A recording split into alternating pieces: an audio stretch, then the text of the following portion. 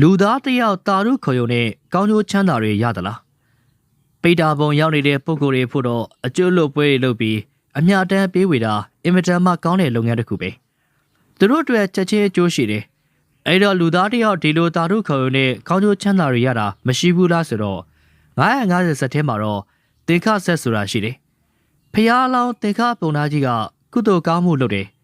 တနေ့ပင်လယ်ကြီးထွက်တဲ့အခါတင်းမောပြက်လို့သူ့နောက်ကပါလာတဲ့တပည့်နဲ့သူတို့နှစ်ယောက်ပြင်ကျတစ်ခုပေါ်မှာမျောပါပြီး9ရက်လုံးပင်လယ်ထဲမှာဒုက္ခရောက်နေကြတယ်သူလုပ်ခဲ့တဲ့ကုသိုလ်ကောင်းမှုတွေကြောင့်ပင်လယ်ဆောက်နေသမီးကလာပြီးသူ့ကိုကယ်တယ်ကယ်တဲ့အခါသင်္ခပုံသားတယောက်တည်းပဲကယ်တယ်သူ့ရဲ့တပည့်ကိုမကယ်ဘူးဘာကြောင့်မကယ်လဲဆိုတော့သူ့မှာဘာကုသိုလ်မှမရှိဘူးတဲ့ကုသိုလ်ရှိမှကယ်လို့ရတာလူဆိုတာတနာကျင်ပေမဲ့တနာလို့မရဘူးဆိုတာရှိတယ်ကံပါရင်တနာလို့မရဘူးဆိုပါစို့မြတ်စွာဘုရားကအင်မတန်ကြီးမားတဲ့တကုရှင်ဖြစ်ပေမဲ့လူတိုင်းကိုအေဟိပိက္ခုခေါ်ပြီးတကုနဲ့ပြီးတဲ့သင်္ကန်းသပိတ်ပေးလို့မရဘူးကုသိုလ်ကံရှိတဲ့ပုဂ္ဂိုလ်ကသာကံလန်းဖွင့်ပေးတဲ့သဘောပဲအတိတ်ဘဝတုန်းကသင်္ကန်းသပိတ်တွေလူပြီးဆူတောင်းခဲ့တဲ့ပုဂ္ဂိုလ်မဟုတ်ရင်တော့မြတ်စွာဘုရားတော်လှုပ်ပေးလို့မရဘူးအဲဒီတော့တပည့်ကကုသိုလ်ကံမရှိတဲ့အတွက်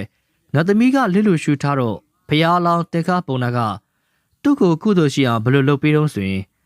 လမ်းမှာတော့ကဖနက်တို့ထီးတို့လှူခဲ့တဲ့ငါရဲ့ကုသိုလ်ကောင်းမှုရှိတယ်။အဲ့ဒီကုသိုလ်ကိုမင်းအတွက်အမျှဝေပါတယ်လို့ပြောပြီးအမျှဝေပေးတယ်။ဟိုလူကတာရုခေါ်တယ်။တာရုခေါ်လိုက်တဲ့အခါမှာသူ့ကိုကယ်လို့ရသွားတယ်။တာရုခေါ်တဲ့ကုသိုလ်ကလည်းလူသားစင်စစ်တွေပေါ်မှာလည်းအကျိုးသက်ရောက်မှုရှိတယ်နော်။ဒါကိုသတိထားရမယ်။